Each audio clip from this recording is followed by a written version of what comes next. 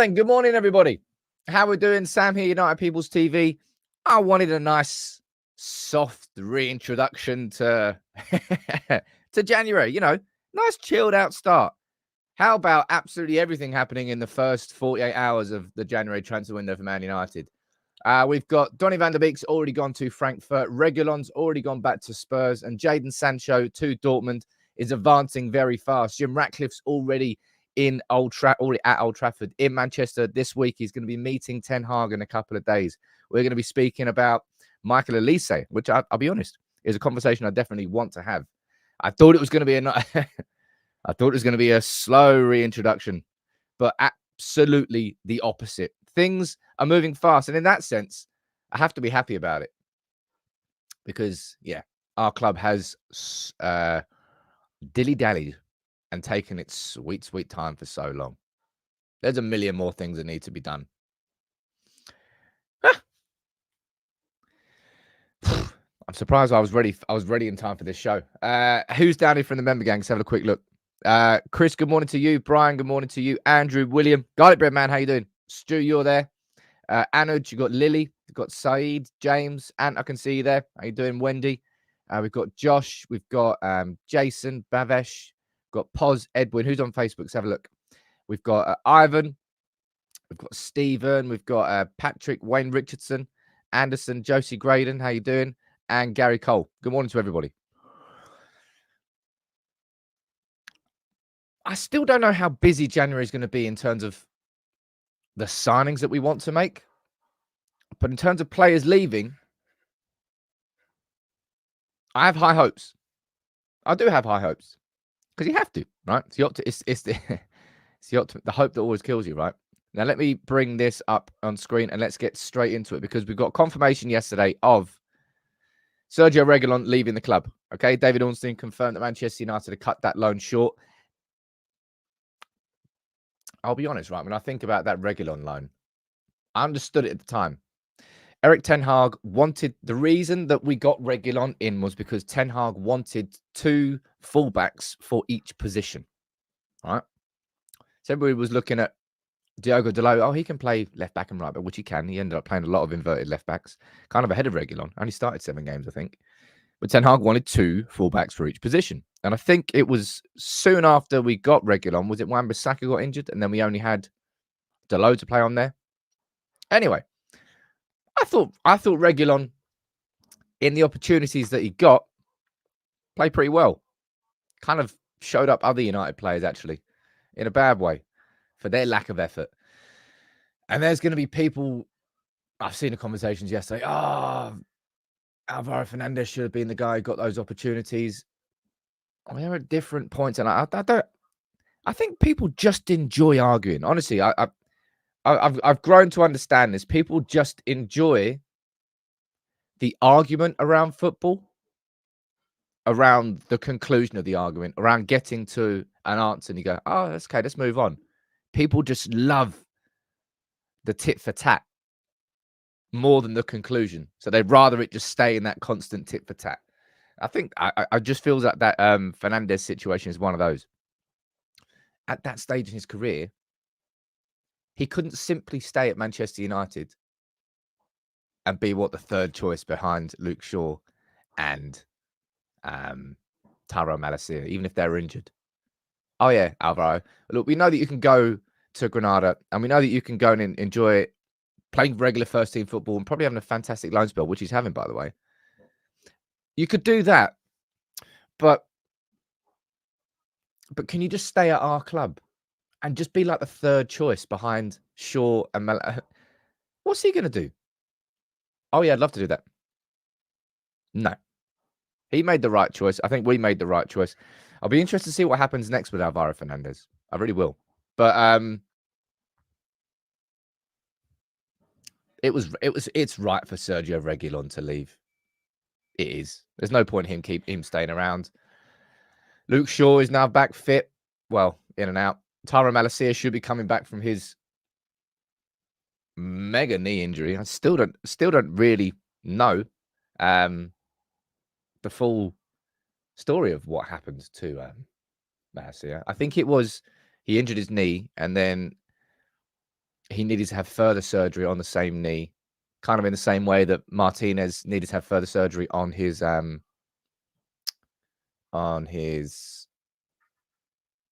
my mind's gone blank here. Metatarsal. There we go. Whoa, it's been a bit of a wild morning trying to get all this all ready today. We got there, though. We got there. Oh, look at that, man. Calvin and Stu, how you doing? 5 memberships each. Yeah, by the way, it's Getafe who, Greenwood, I was going to say Voldemort again there. I got so used to calling him Voldemort for so long. There's one for you. There's one for you. Shadiah saying, do you think we should talk about Managerial? What's the point in that? I've literally not seen him since last year. When he started at United, I thought he looked like a pretty good alternative to Luke Shaw. And then his defensive positioning, because that was always part of his game. Managerial always left space in behind, but he had the recovery pace to cover those spaces that he left. So it'll be interesting to see what happens when he comes back. He also played the inverted role pretty well. He knew that role far more naturally than I think most fullbacks at United did. What are we saying down here? Well, sorry. Let's move on. And let's move on to the main talking point, I would say, for today. And that is, of course, Jadon Sancho.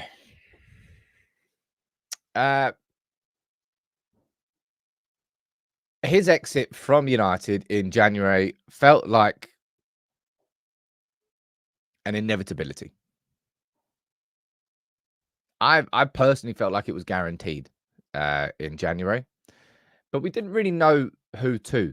Borussia Dortmund felt logical, right? If there's anybody in world football who thinks, you know what, we can get a tune out of Jadon Sancho, it's definitely going to be Borussia Dortmund, because he was phenomenal there. Now, I'm going to run through some details here. This is from David Ornstein here. We're going to run through what Fabrizio Romano's had to say and what Paul Hurst from the Times has had to say. It's literally exploded. It's not as if United are sitting there waiting and sort of, as I said, dithering is what we do in transfer markets. We are so used to it that to see this sort of movement swiftly, it's a breath of fresh air. Let's see what David Ornstein is saying on this before we move on to the others, all right? Manchester United and Dortmund are in discussions over a loan move. The Bundesliga side are keen on a reunion. It remains to be seen what proportion of salary Dortmund are willing to cover, with talks ongoing. Fabrizio Romano's had his say on it as well. He said Jadon Sancho deal is already advancing to key stages. Sancho wants Dortmund, and they want the deal to happen very soon. Talks are underway. United are open to accept the loan, but they'll have to pay part of Sancho's salary, and Dortmund will have to pay a loan fee. Now, the thing about that loan fee, right? The loan fee is effectively you're paying some of his wages, rather than there being, you pay X amount and then you pay his wages on top. As far as I can see, it's just about paying part of his wages, which is where we move on to what the Times are saying here, right? Dortmund have opened talks with United over a potential loan move, but this is the thing here. The German club have offered to pay only a third of his salary, right? Dortmund are hopeful that United will agree to the deal that would involve them paying 2.6 million towards his wages, and that United would pay 5.2 million for Sancho not to play for us. The whole thing is just bonkers. As much as I think I do genuinely feel that the single worst transfer we've made post Fergie is Alexis Sanchez. In my opinion, anyway. For the lasting impact it had on the structure of the wages at our football club. I mean, he was the chief mercenary. There's so many reasons why I think Alexis Sanchez is the worst transfer that we've made. But from a financial perspective, and arguably just overall, the Jadon Sancho transfer could be, and I think a lot of you would be justified in thinking that it's probably the worst transfer that we've made post Fergie. And the fact that we've reached this situation here where Dortmund, right, it is correctly labeled here, by the way. Let's go through this article a bit more. It is correctly labelled as a low ball offer. Where is it? Where does it say that? There you go. This offer is correctly referred to as a low ball offer because it is a low ball offer. But look at this, and this is the sticking point, right? Shock horror that Manchester United have a player who they want to get rid of, but his wages are the sticking point. The highest earner at Borussia Dortmund is on £166,000 a week. And Sancho is on £300,000 a week. Isn't that weird, actually? It does. This is the thing I always find hilarious about wages and why I'm always a little bit skeptical to bring you concrete figures.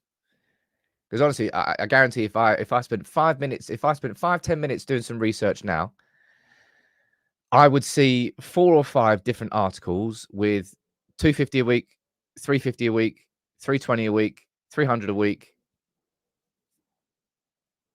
No one really knows. But it's in the vicinity of 250 to 350. It's in that ballpark. And Dortmund's highest earner is on 166 grand a week. So they are not going to be playing. They are not going to be paying his wages. And if United, which we do, by the way, if United want to get rid of Sancho, which is the correct thing to do, we are going to have to pay for him to not play for our club. That concept is just mad. We have to pay, in the terms of this deal here, we have to pay £5 million between now and June for a player not to kick a ball for our club. It is laughable, but it's not funny. It's just the latest expensive example of poor recruitment strategy.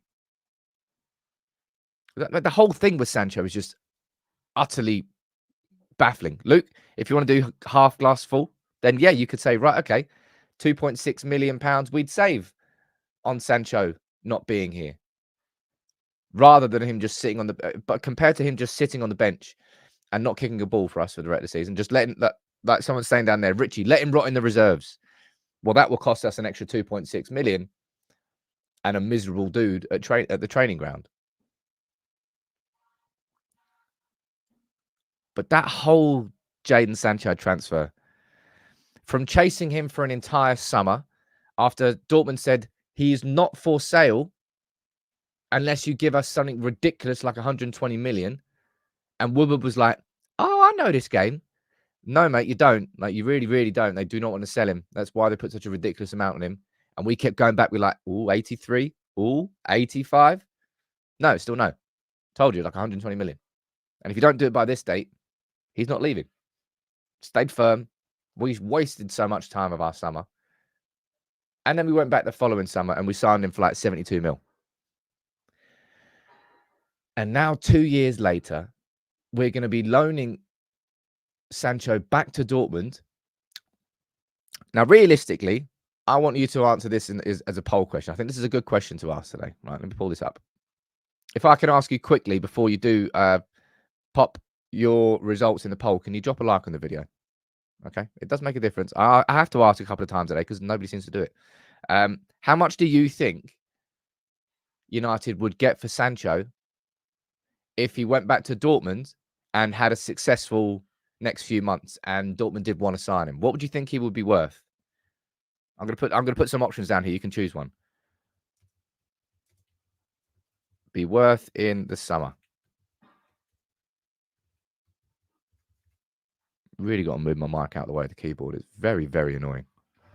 There you go. Move the keyboard forward. That's better. 20 to 30 mil.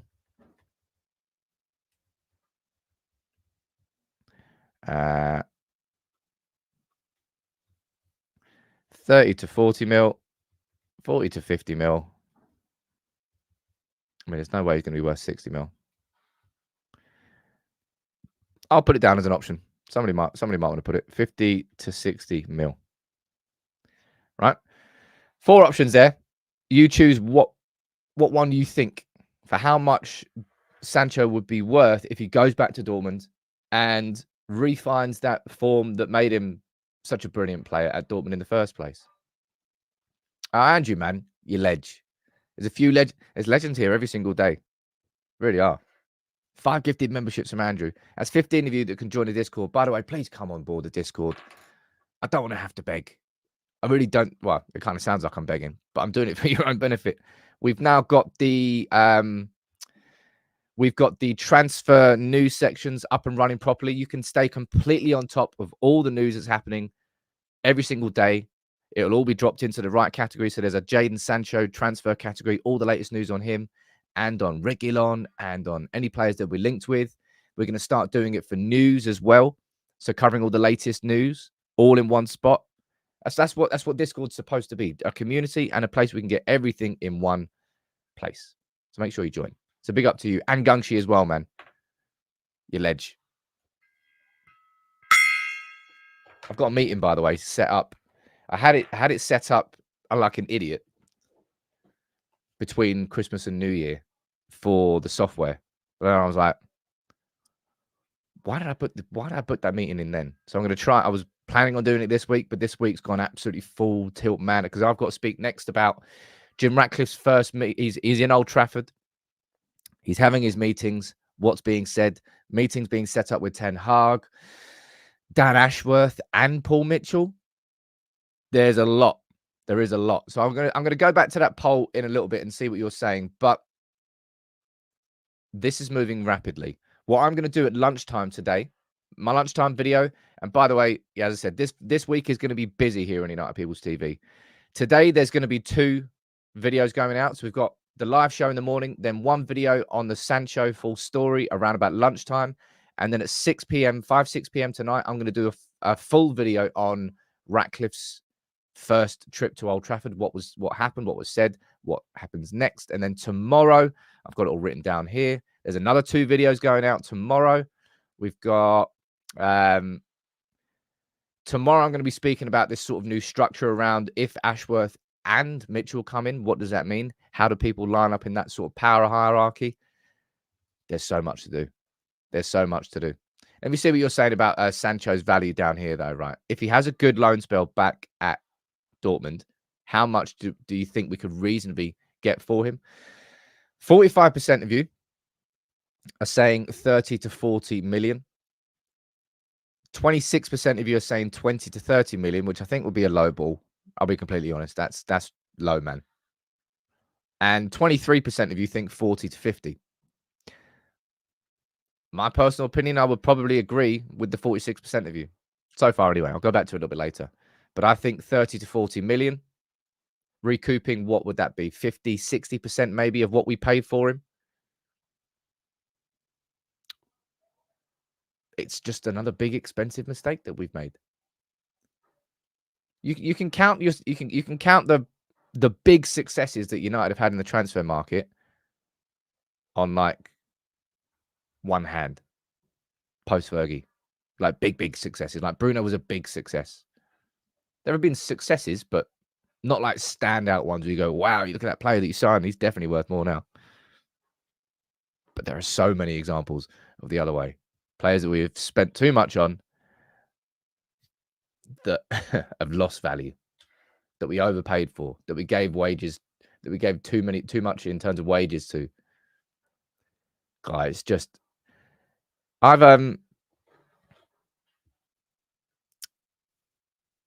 think I've been saying it for a while. It's not just me that's been saying it for a while. It's just the truth. You can really follow the success of a football club by how well they do in a transfer window. It directly correlates to success.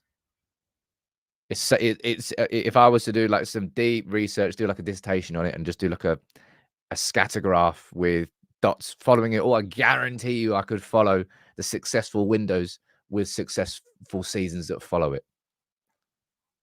Hence why United have been so bad for so long, because we have been crap in the window. I thought we were on for a good one in the summer.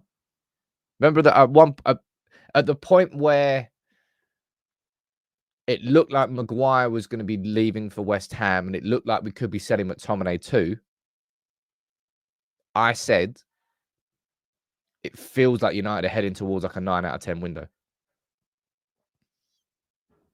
Because the reason I said that was in my mind was Mason Mount really settling in and us using that 3-1-6 system perfectly, which it just just hasn't worked. All right. So I don't think that now, but man, we've got to get it so much better. And this is why I find this name quite interesting, right? This came out, what,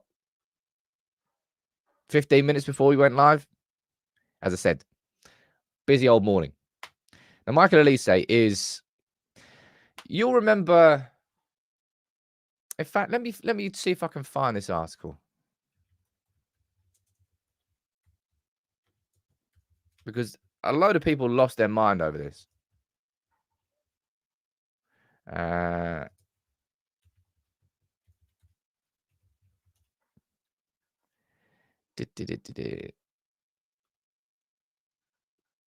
There we go. I think that's it there, actually.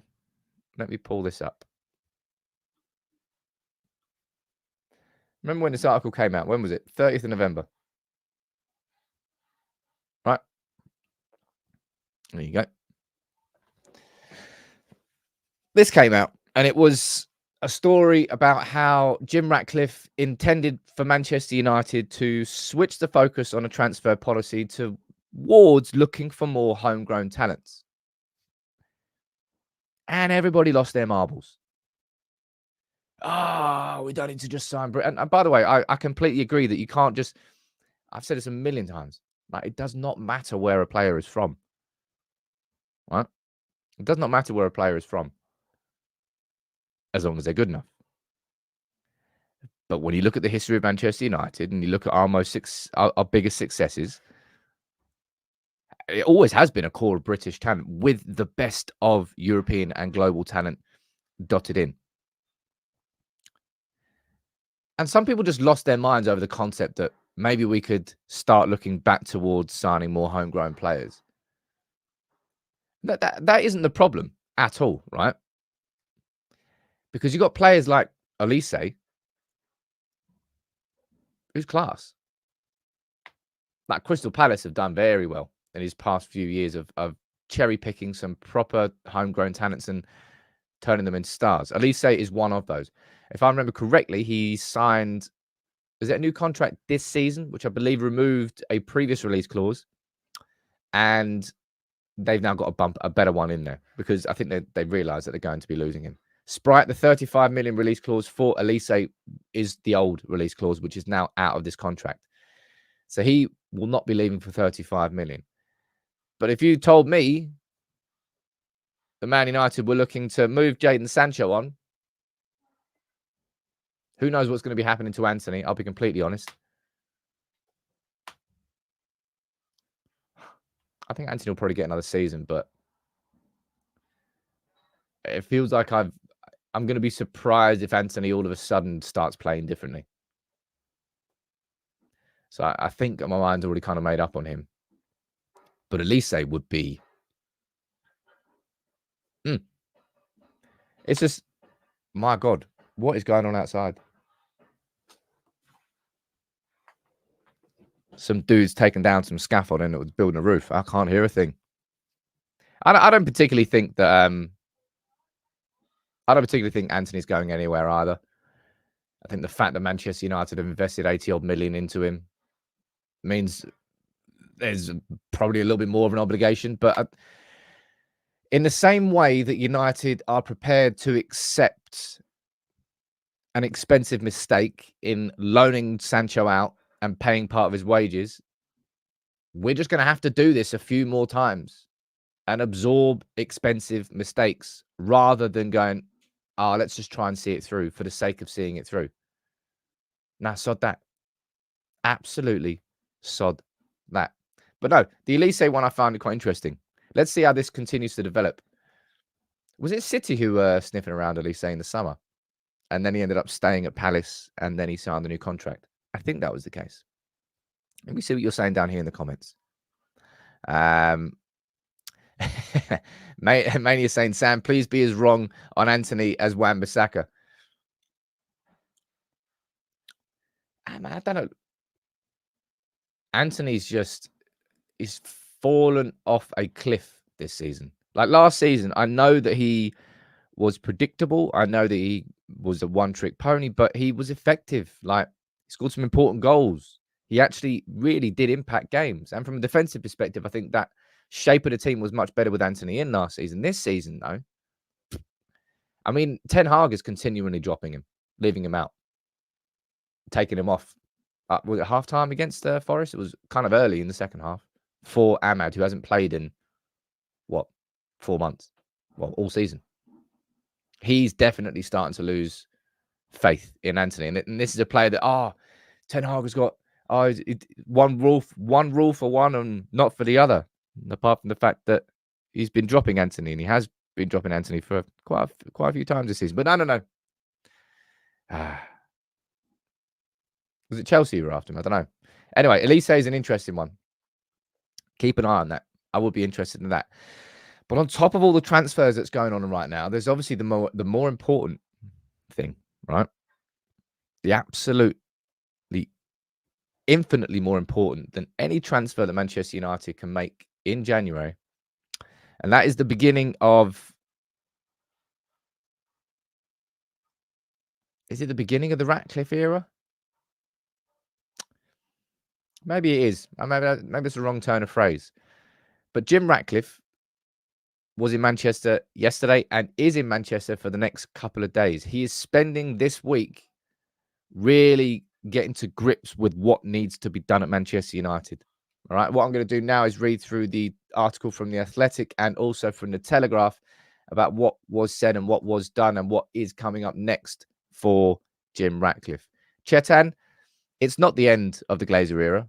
All right. They still are the majority owners of our football club. However, it is the end of the Glazers making footballing decisions at our club. And that is a major step in the right direction, but it is only a step. And I've seen people trying to dig me out. People always try and dig you out. It's kind of par for the course, really. But saying, Sam, look at you now. You're a Jim Ratcliffe sympathizer. You wanted a full sale. Now you're getting in bed with another Glazer. It's just like,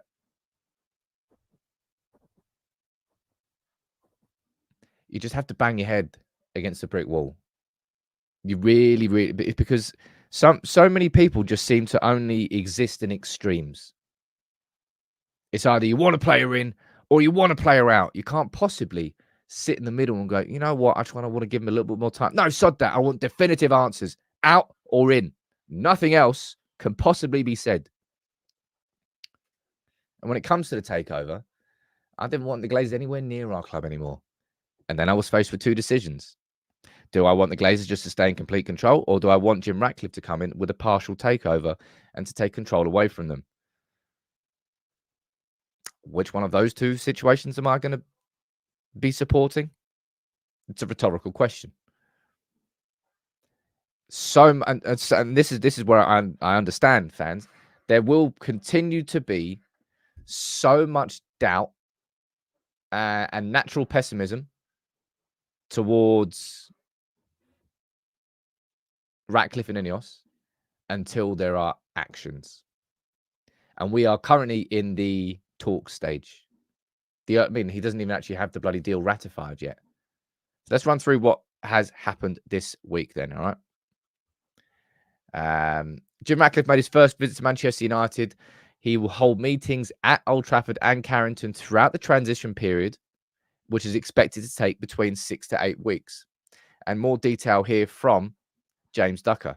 Jim Ratcliffe is expected to meet Ten Hag and the United players this week as part of his first visit to the club. He held the first of what are expected to be a number of informal meetings at Old Trafford on Tuesday, and Ratcliffe is expected to spend a few days at the club this week, when he is also due to meet with Ten Hag and the United players at Carrington. You know what I want to say about that straight away? There genuinely is a chance here that before Ratcliffe legally owns 25% of our club and the takeover is ratified by the Premier League, there is a chance that before that even happens, that he spent more time at Manchester United than the Glazers have in like 18 years.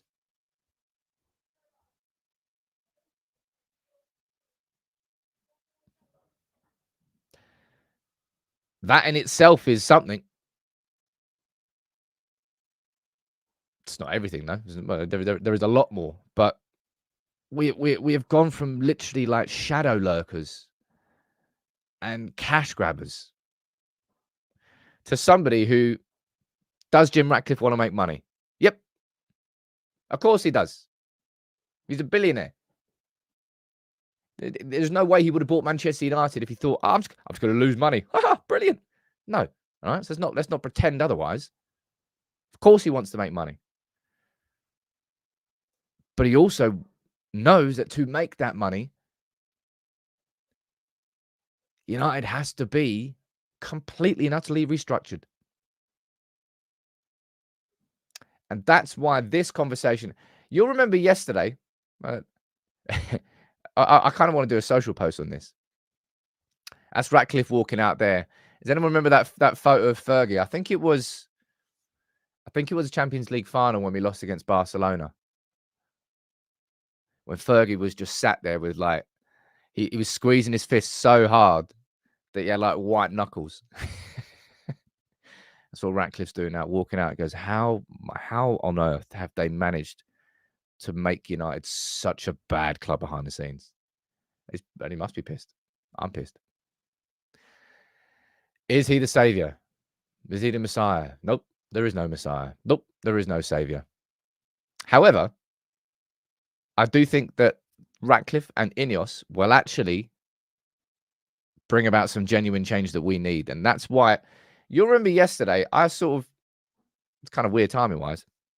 I'm pretty sure I said it in yesterday's live show. I said, if you look at everything that's going on at Manchester United, and we've been talking about Paul Mitchell and how he'd be a great sporting director, and then you think about our club, right? And you think about the fact that we've got a men's team, a women's team, academy teams. So that's like 5, 6, 7 teams there, all just in isolation. How is it that you could be a sporting director at Manchester United and be in control of all of those, whilst at the same time giving transfers the sort of focus that it requires? And I didn't know whether that was possible. And I said, maybe there's a possibility of Man United bringing in Dan Ashworth from Newcastle. Yes, he would come. Without a shadow of a doubt. Yeah, we'd have to pay for it. Yeah, we pissed Newcastle off, but I don't care. Have Dan Ashworth in as the proper director of football who oversees everything. All the footballing operations he's in control of. And then you have Paul Mitchell, who's kind of specifically in charge of the recruitment side of things. That as a partnership, it sounds like it feels like fantasy land. It kind of sounds like fantasy land.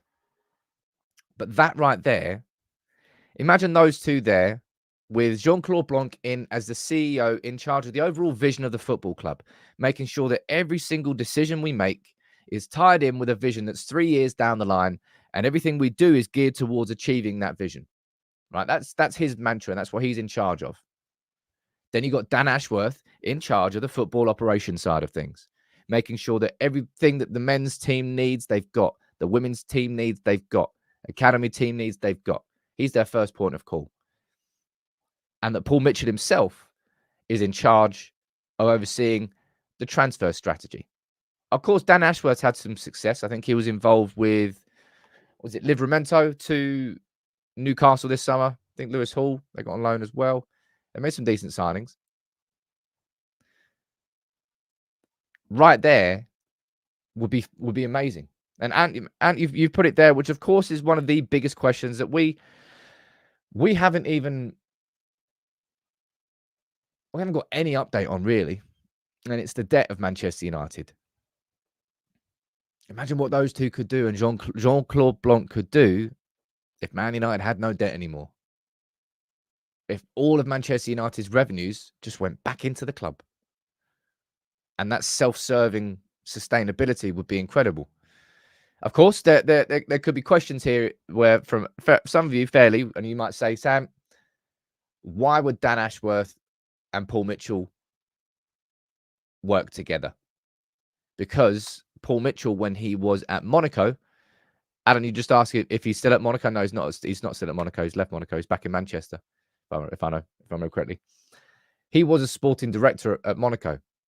So he, at that club, was in charge of overseeing the academy side of things. He's previously been like a recruitment specialist at Spurs, and I believe at Leipzig too, when he worked with Rangnick. But when he went to Monaco, he had a bigger job. He was more the sporting director. So if he came to United to work under Ashworth, it would be a slightly reduced role, per se. However, it would be Manchester United. The scale of it would be huge. I'm interested to see whether this can develop. I really, really am. Because the idea of having Blanc as a CEO, Ashworth as a genuine director of football, and Mitchell as like head of recruitment. I mean, head of recruitment, of course, applies to more than just the first team. Head of recruitment, you're helping the women's team, you're helping the academy teams. There is so much recruitment that's required. There's a lot. And there's one more thing that I want to speak about here. In fact, I might go down and see. I can read some of your comments down here. I think there's a couple of super chats as well. JCast, what are you saying? People just want to be right these days. Seeing United fans dig at Rasmus and hope we lose shows me they only care about being right. And look, that's it, man. Like, I'm pretty convinced that there's a lot of people that just enjoy the thrill of an argument and just like pulling a pin out of a grenade and throwing it in and just seeing the chaos that's caused, rather than having any intention ever of arguing, debating, and coming to a conclusion. They'd much rather just pull pins out of 4 grenades and just watch the chaos than focusing on one point and finishing a conversation. I'm convinced that's how a lot of people operate these days. It really annoys me. Jacob is saying, swap Sancho for Sule, cracking defender. Sancho's deleted all his socials and won't face the press. The Sancho situation is like, it went from like massive sympathy from like the way that I've changed in my mindset towards Jadon Sancho. I had so much sympathy for him when Ten Hag took him away, and I thought that's incredible man management to give one of your best paid players 3 months off mid-season in your first season when you need your team, and just after the Ronaldo situation where you weren't exactly spoilt for attackers, and then you give him 3 months off. That there is some good man management. You realize that it just wasn't working in the environment, and you give him the time off. And then he came back and did that, and I was like, man, that is a big, not necessarily a fuck you from Sancho, but well, I mean, if that doesn't work, then I mean, what are you supposed to do next? I don't know. Let's just say that he's not training properly. Nope. You get called a liar by the player directly on social media. And what's the name of the Chelsea player? Is it Madueke? I actually don't know how to pronounce his name. The guy who Poch, by the way, was 10 times harsher in what he said about him and how he wasn't training properly. And he's come back and he's scored like 2-3 important goals in the last few games for Chelsea. Different strokes for different folks. Akash, you're saying, look, the Sancho situation symbolises peak United transfer policy post-Fergie. Putting football people in place will support Ten Hag and the team. And I think everybody will know how excited I am about the concept of this. Because it might be boring. Honestly, it kind of is. I would much rather be focusing on my football club, on the exciting attacker we're going to be signing to score more goals. I just realize, and I know by now, that success is not going to come to our club until a full restructure happens. under, hopefully, Jim Ratcliffe, and hopefully with people like Brailsford, Blanc, Ashworth, and Mitchell in place. A genuine modern United. Gotta man, what are you saying about Mitchell there? If Mitchell comes in as a main transfer negotiator as rumoured, would it be an attractive position for him? Well, there you go. It's kind of the thing that we just spoke about. In my opinion, yes. Of course, I'm biased towards Manchester United, but being sporting director at Monaco, it's incredible. But you're sporting director at Monaco. Being head of recruitment at Manchester United is a significantly bigger role in terms of the legacy of your career than being a sporting director at Monaco. And I don't mean that in an offensive way, but Manchester United, there are only two clubs who are bigger than us in the world, and that's Barcelona and Real Madrid. That's the scale of us. And as I've been saying all this time, the players and management that are responsible for taking Manchester United back to the top will have a hell of a legacy, a hell of a career legacy. Charles, you're saying, would it be too much pressure? I mean, it will come with the pressure, but that's what happens when you have the right environment, the right team environment, management environment. It will be too much pressure for Blanc to come in and just be the CEO if he didn't have the likes of Dan Ashworth to delegate to, Mitchell to delegate to. Now, an interesting point here, right? And Siegs, you've actually just mentioned it there, which I think is definitely worth a conversation. And that's this, right?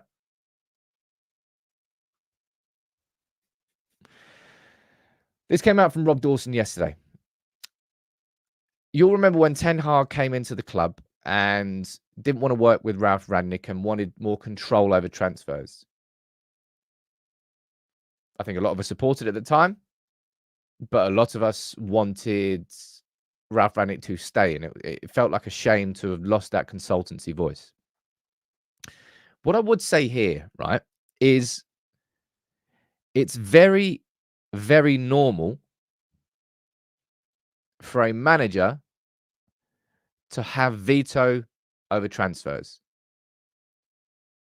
Ole Gunnar Solskjaer had it. I'm not saying, I can't exactly say look back at United's past with transfers and say we got it right. But every manager should have the power of veto over transfers so that a club can't come along and say, well, we want to sign Mbappe. And he's like, why are you signing Mbappe? No. A manager should have veto over transfers. However, what he should be vetoing is all the groundwork that's been done by other people.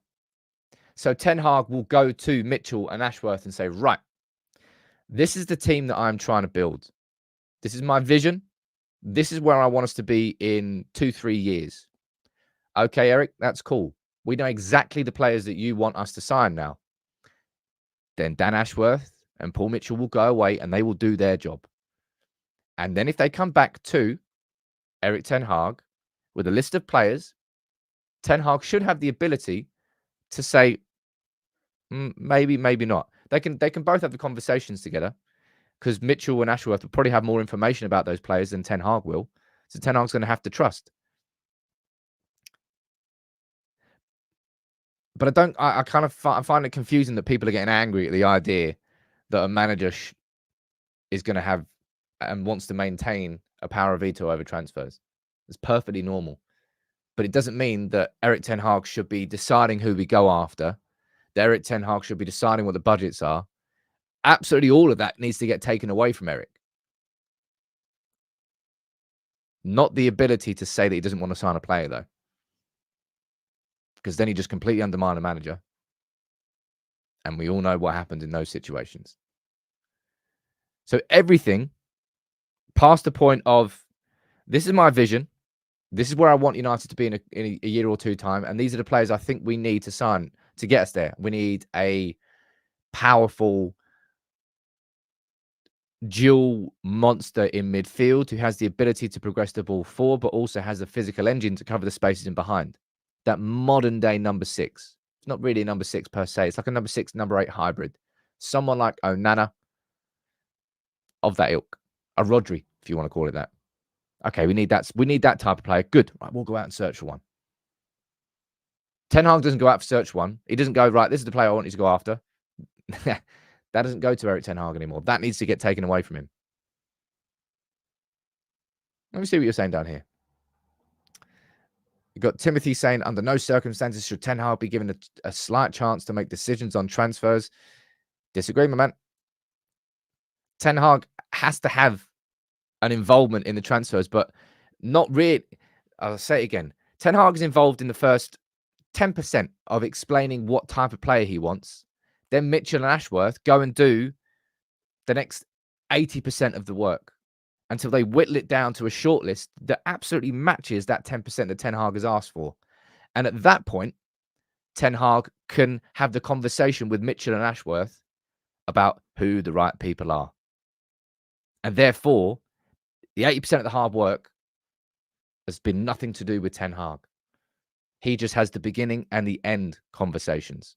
That's what it should be. I believe that's what it is at most clubs. Just not Manchester United, where the managers had too much say.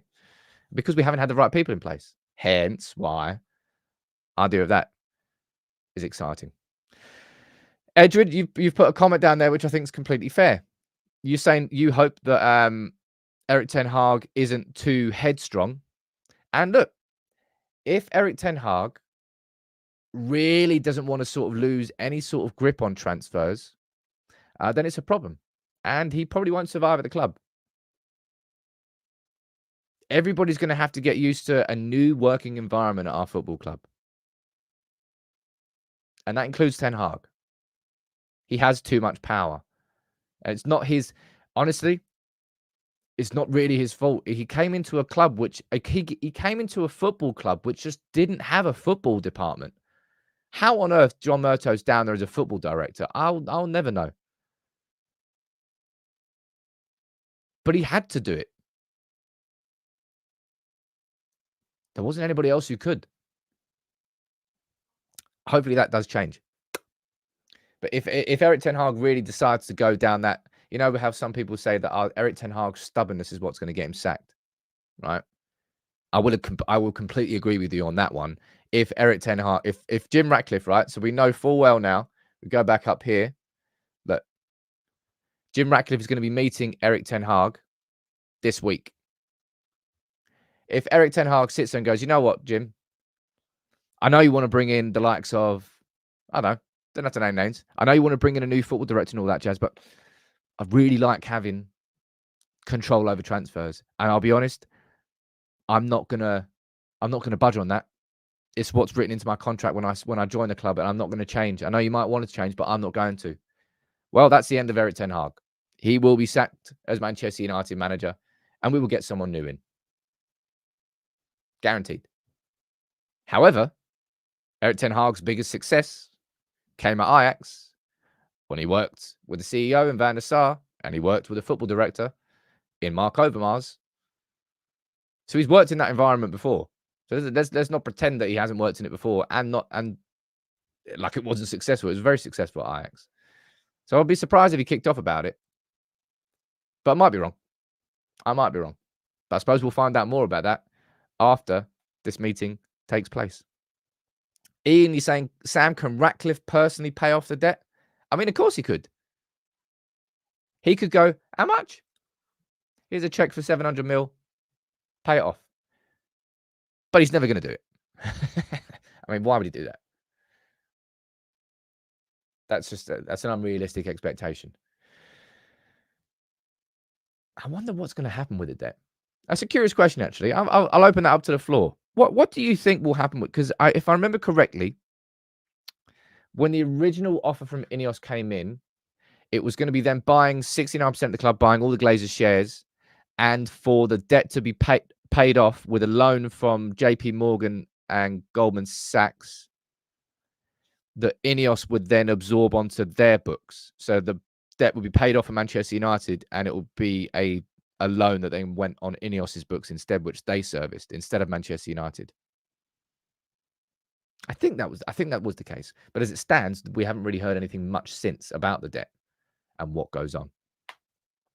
DP, I think I'll agree with you on that one. Jim Ratcliffe won't pay off the debt until he's got 100% control. Jonathan, you're saying the debt will try and be maintained and not to increase, but doubt it will come down much. Well, that's kind of all we've been doing, really. We've been servicing that debt, paying off the interest. Hence why, and this has to be the most sickening thing of everything that the Glazers have done. Despite paying over, I think it's north of 750 million on the debt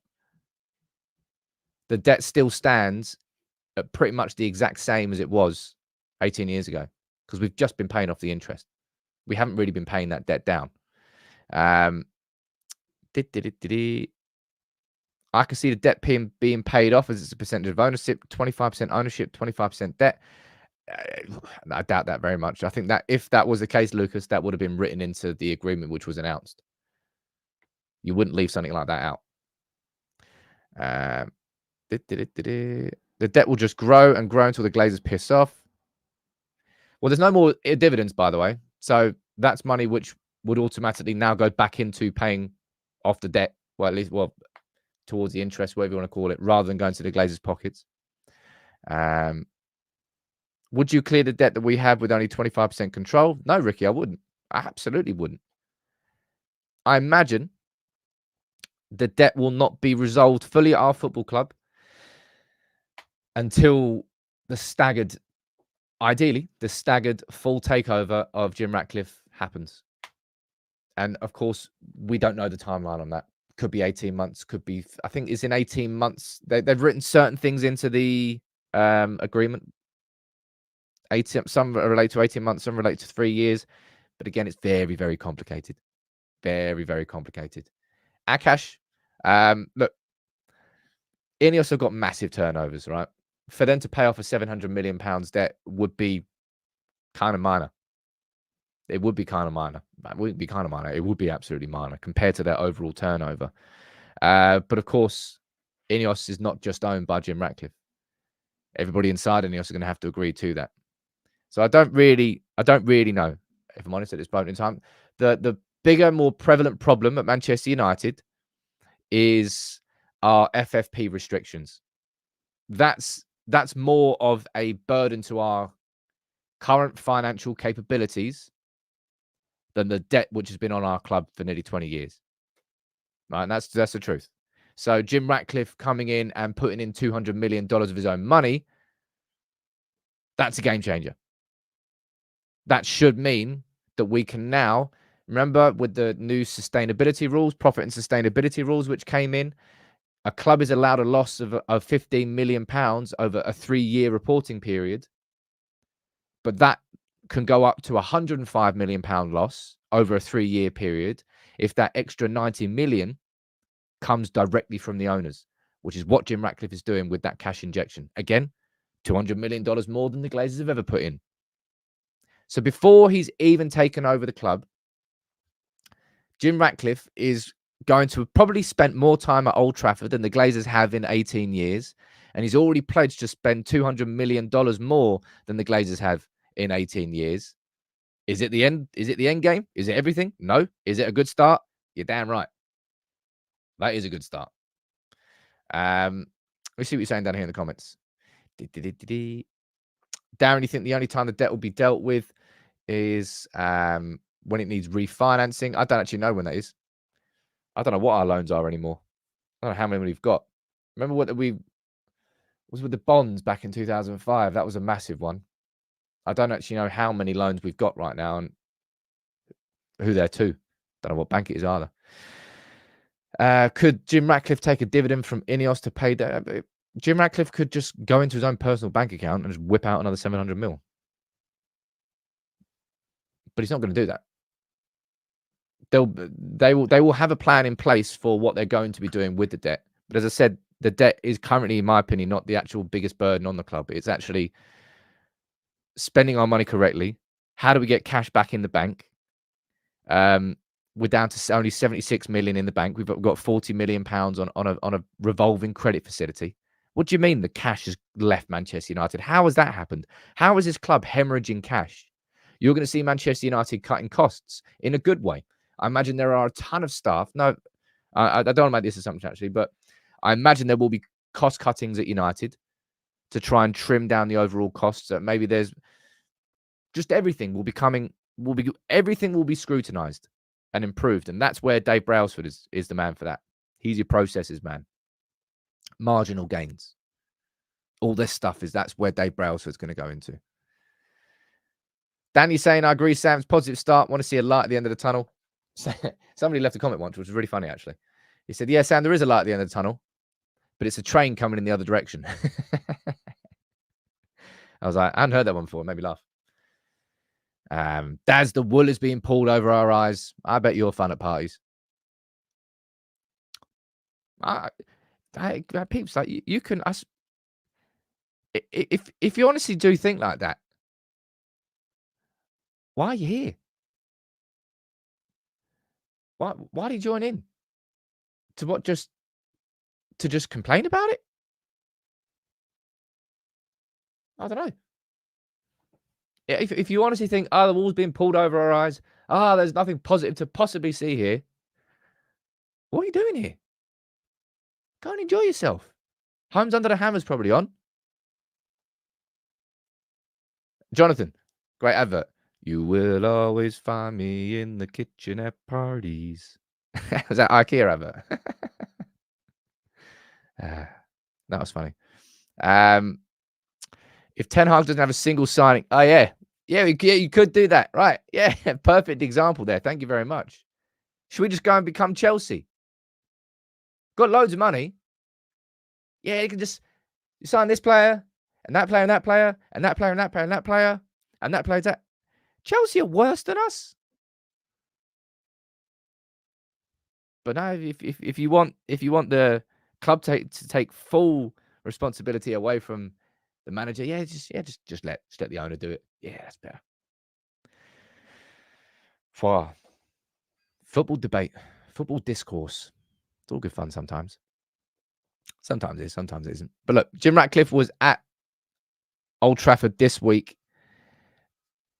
and Dortmund is moving fast for Sancho. What I'm going to be doing, going to go out at lunchtime today, hopefully in around about an hour and a bit.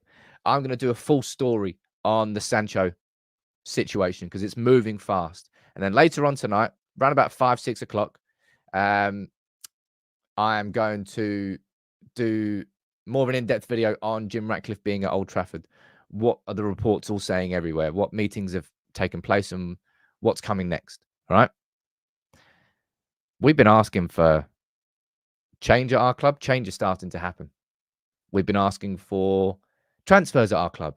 And within the first 48 hours of this transfer window, we've got Van der Beek's off to Dortmund. No, Van der Beek's off to Frankfurt, confirmed. Sancho is going to Dortmund, looking likely. Alex, you're asking about next podcast episode. That's getting recorded tomorrow night. Hopefully, be out on Friday. That's the plan anyway. We're supposed to do a couple more episodes over the New Year period, but yeah, you know what happened, and I had to go to Ireland. Whoa, man. What a morning. What a reintroduction to... Sometimes you get a nice slow intro to January. Sometimes you don't. But look, big up to everybody. Thanks all for tuning in. Sometimes I'm a little bit moany. I just can't be arsed with negative people. I really can't. I've had enough of them in my life. Like, yeah, I might be optimistic and yeah, I might get it wrong, but I do not care. I'm going to continue doing that. Because if you want to just be negative and then get proven right so you can just brag about it, yeah, you do you. Anyway, Sancho, Ratcliffe, Olise, interesting one. Ashworth, Mitchell, loads covered today. I'll be here tomorrow at 10 a.m. Much love to you all. Drop a like on the video if you can. Actually, no, before we finish, let's see what the end of the poll results were. Look, 1,100 votes. Everyone's getting involved in this one. 42% of you think, let's go back to this. 42% of you think that if Dortmund gets sold in the summer, if Sancho gets sold to Dortmund in the summer, you think 30 to 40 mil is a reasonable price. And I agree with you. I think you're right. See you tomorrow, everyone.